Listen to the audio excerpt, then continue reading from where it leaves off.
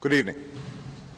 Tonight, I can report to the American people and to the world that the United States has conducted an operation that killed Osama bin Laden, the leader of al-Qaeda, and a terrorist who's responsible for the murder of thousands of innocent men, women, and children.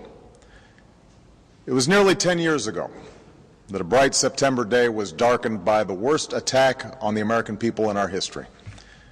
The images of 9/11 are seared into our national memory. Hijacked planes cutting through a cloudless September sky, the Twin Towers collapsing to the ground, black smoke billowing up from the Pentagon, the wreckage of Flight 93 in Shanksville, Pennsylvania, where the actions of heroic citizens saved even more heartbreak and destruction. And yet we know that the worst images are those that were unseen to the world. The empty seat at the dinner table, children who were forced to grow up without their mother or their father, parents who would never know the feeling of their child's embrace, nearly 3,000 citizens taken from us, leaving a gaping hole in our hearts. On September 11th, 2001, in our time of grief, the American people came together. We offered our neighbors a hand, and we offered the wounded our blood. We reaffirmed our ties to each other and our love of community and country.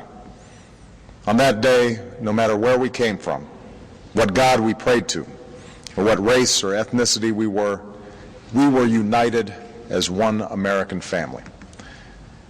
We were also united in our resolve to protect our nation and to bring those who committed this vicious attack to justice. We quickly learned that the 9/11 attacks were carried out by al-Qaeda, an organization headed by Osama bin Laden, which had openly declared war on the United States and was committed to killing innocents in our country and around the globe. And so we went to war against al-Qaeda to protect our citizens, our friends, and our allies. Over the last 10 years, thanks to the tireless and heroic work of our military and our counterterrorism professionals, we've made great strides in that effort. We've disrupted terrorist attacks and strengthened our homeland defense. In Afghanistan, we removed the Taliban government, which had given bin Laden and al-Qaeda safe haven and support. And around the globe, we worked with our friends and allies to capture or kill scores of al-Qaeda terrorists, including several who were a part of the 9/11 plot.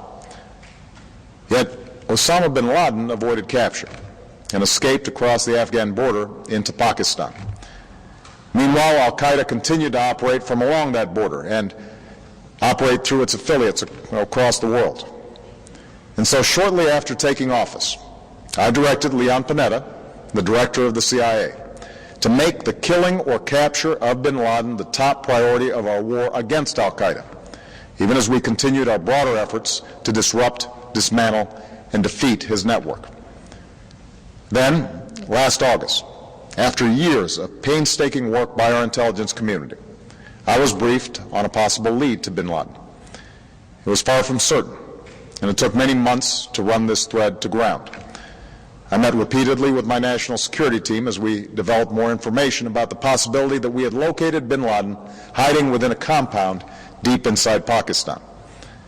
And finally, last week, I determined that we had enough intelligence to take action and authorized an operation to get Osama bin Laden and bring him to justice.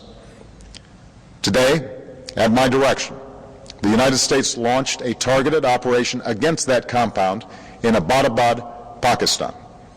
A small team of Americans carried out the operation with extraordinary courage and capability.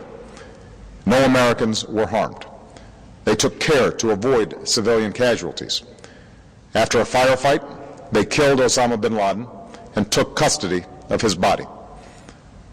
For over 2 decades, bin Laden has been al-Qaeda's leader and symbol, and has continued to plot attacks against our country and our friends and allies. The death of bin Laden marks the most significant achievement to date in our nation's effort to defeat al-Qaeda. Yet his death does not mark the end of our effort. There's no doubt that al-Qaeda will continue to pursue attacks against us. We must, and we will, remain vigilant at home and abroad. As we do, we must also reaffirm that the United States is not and never will be at war with Islam. I've made clear, just as President Bush did shortly after 9/11, that our war is not against Islam. Bin Laden was not a Muslim leader. He was a mass murderer of Muslims. Indeed, al-Qaeda has slaughtered scores of Muslims in many countries, including our own. So his demise should be welcomed by all who believe in peace and human dignity. Over the years, I've repeatedly made clear that we would take action within Pakistan if we knew where bin Laden was. That is what we've done.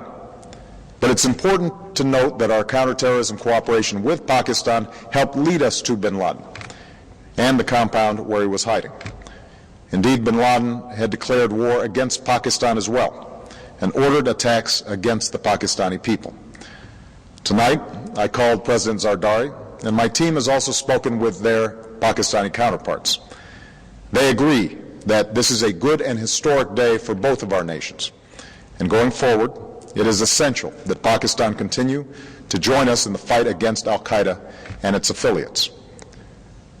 The American people did not choose this fight. It came to our shores and started with the senseless slaughter of our citizens. After nearly 10 years of service, struggle, and sacrifice, we know well the costs of war. These efforts weigh on me every time I, as Commander-in-Chief, have to sign a letter to a family that has lost a loved one, or look into the eyes of a service member who's been gravely wounded. So Americans understand the costs of war. Yet, as a country, we will never tolerate our security being threatened, nor stand idly by when our people have been killed. We will be relentless in defense of our citizens and our friends and allies. We will be true to the values that make us who we are. And on nights like this one, we can say to those families who have lost loved ones to al-Qaeda's terror, justice has been done. Tonight we give thanks to the countless intelligence and counterterrorism professionals who've worked tirelessly to achieve this outcome.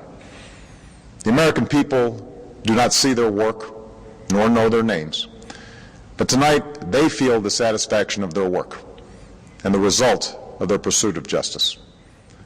We give thanks for the men who carried out this operation, for they exemplify the professionalism, patriotism, and unparalleled courage of those who serve our country. And they are part of a generation that has borne the heaviest share of the burden since that September day.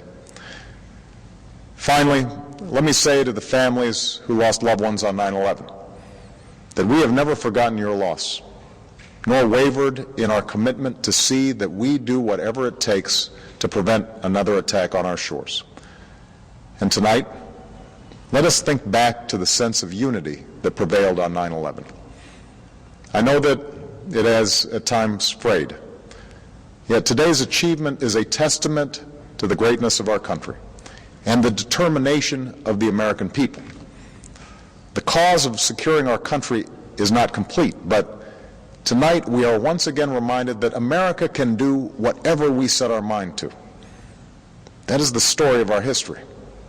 Whether it's the pursuit of prosperity for our people or the struggle for equality for all our citizens, our commitment to stand up for our values abroad, and our sacrifices to make the world a safer place. Let us remember that we can do these things not just because of wealth or power, but because of who we are. One nation, under God, indivisible, with liberty and justice for all.